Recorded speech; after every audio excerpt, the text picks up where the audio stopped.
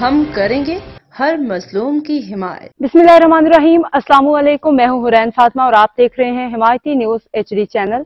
नजर डालते हैं आज की अहम खबरों पर। सांगड़ डिस्ट्रिक्ट रिपोर्टर मोहम्मद वकार भट्टी। मुल्क भर की तरह सांगड़ में भी Pakistan federal union of journalist की कॉल पे सहाफियों ने बाजुओं पे स्याह पट्टियां बांध के पीका ऑर्डिनेंस के खिलाफ रैली निकाली और एहतजाजी मुजाहरा किया।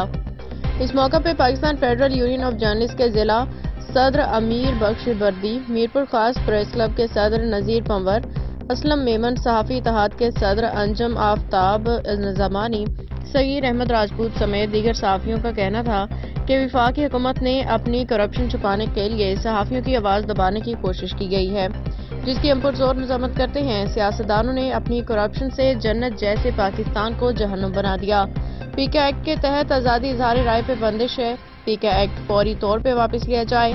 अगर नहीं लिया गया तो PFUJ की मरकजी कॉल के बाद एहतजाज की तहरीक चलाई जाएगी। जबकि इस मौका पे सहाफियों में मुनव्वर शाहीन, रेहान अली भट्टी, सकलैन रजा, आदिल मुगल, खुदा डेनो काछई, अली अकबर जनीजो, गुलाम रसूल नारीजो, गुलाम हुसैन यूसुफ जई, नवीद गुल खास खेली, आतिफ फराई, इफ्तिखार हुंदर, नादर अली बर्दी और दीगर भी मौजूद थे। हुक्मराननि जेको आहे सहाफ़ियुनि जे मथां ज़ुल्म करे पेका ऑर्डिनेंस जेको नाफ़िज़ कयो आहे, असीं उनखे नामंज़ूर कयूं था, उनखे रद्दी जे टोकरे में विझायूं था। ही जेके हुक्मराननि जा कहिड़ा कानून आहिनि, उहे हुक्मरान जेके आहिनि के मज़लूम जी FIR त नथा दाख़िल करे सघनि, पर उहे जेके आहिनि उहे सहाफ़ियुनि खे बुझो ॾियण लाइ, सहाफ़ियुनि ते पाबंदियूं आणण लाइ उहे जेके आहिनि हरकतूं कनि था। ऐं जेको आहियां मीरपुर ख़ास डिवीज़न जे असांजे बहितरीन जदोजहद कंदड़ साहबी नज़ीर पंवर के गुज़ारिश कंदुसि त पाण अचे ऐं पंहिंजे ख़्यालनि जो इज़हार करे।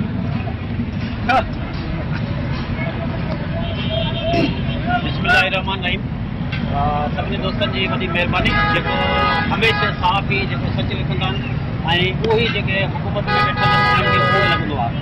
ऐं हीअ ताज़ो जेको पेका जेको कानून जेको आहे पास थी वियो आहे ऐं हुन ते सदर साहिब जे तरफ़ां सिग्नेचर थी विया ऐं सहाफ़ियुनि खे वॾा तहफ़्फ़ुज़ात थियो आहे। घटि में घटि माना असांजे जेके यूनियन असांजा जेके अॻवान उन्हनि खां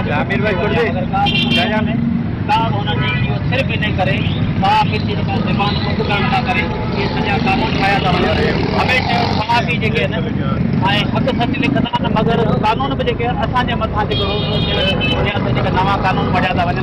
असीं हिन जेको कानून आहे उनखे असीं सभु रद्द था कयूं ऐं सांगड़ जा सभु दोस्त इन्हनि जी वॾी महिरबानी आहे जो अॼु असां हिते पहुतासीं, असांखे उन्हनि इज़त ॾिनी ऐं अॼु असांजे सॼे पाकिस्तान जा सभु सहाफ़ी तंज़ीमूं हुजनि, सहाफ़ी बिरादरी आज के दबाण जे लाइ हिकिड़ो कारो कानून पीका ऑर्डिनेंस जेको आहे उहो पास कयो वियो आहे।